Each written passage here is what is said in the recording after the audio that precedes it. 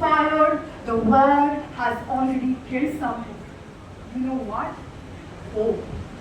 It doesn't begin with tanks or treaties. It begins with a trembling mother clutching a dust-covered shoe.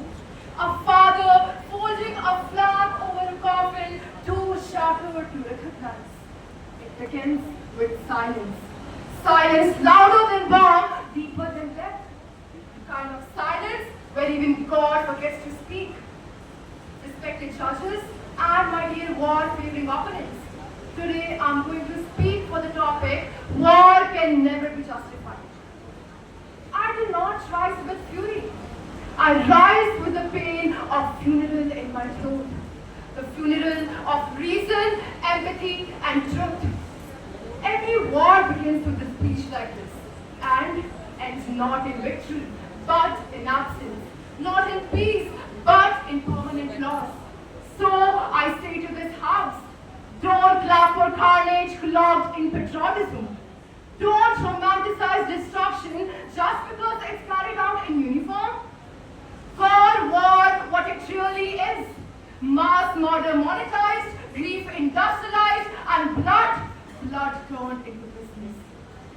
Herbert Hoover rightly said, older men declare war, but it is the youth that must fight and die.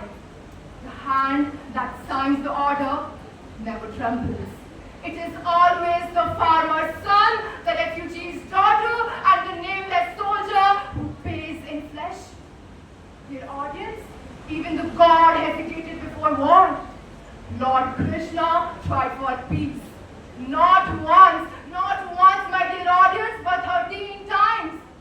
Kurukshetra was involved. It was survived. Some say war gave us freedom. Yes, Bhagat Singh took up arms. Yes, Netaji raised an army. But war was their last resort. And who finally broke the British Empire?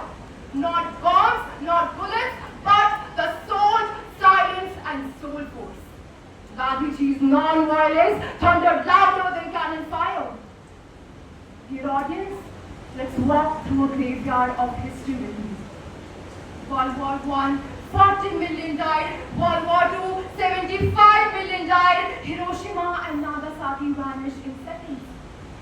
Even today, a child dies every 10 minutes in Gaza. In Ukraine, over 10 million displaced. And in Kashmir, 26 tourists were shot while sipping tea and taking pictures. You would be amused to know that the world spent over $2.2 trillion on weapons alone in 2022. Imagine that money being used for schools instead of submarines, vaccines instead of violence, and bread instead of bombs. When flags are folded and rifles rust and war becomes dust in textbooks crushed, will we still say it's worth the pain of all that we earned with longer chain? War is not courage. War is not honor. War is the loudest scream of human failure. War can never be justified. Yes, war can never be justified. Not now, not ever, not ever. Thank you and have a nice day. Greetings everyone. My question is for the first participant from Team 5. You advocate peace at all costs, but what about situations like genocide, ethnic cleansing or terrorism? Is silence or inaction in such cases morally acceptable? Thank you for your question. I think that war can never be the answer. When what war actually results in is mass killing, widowed mothers, and orphan children, and mass killing. And I feel like even Mahabharata and Ramayana, they mentioned about war, but they never glorified war. What we as civilians should do is we should take inspiration from them, but we should also see the tragic consequences they face.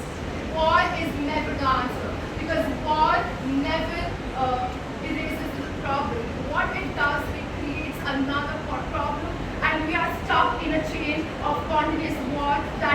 can never ever be destroyed. Thank you, Queen.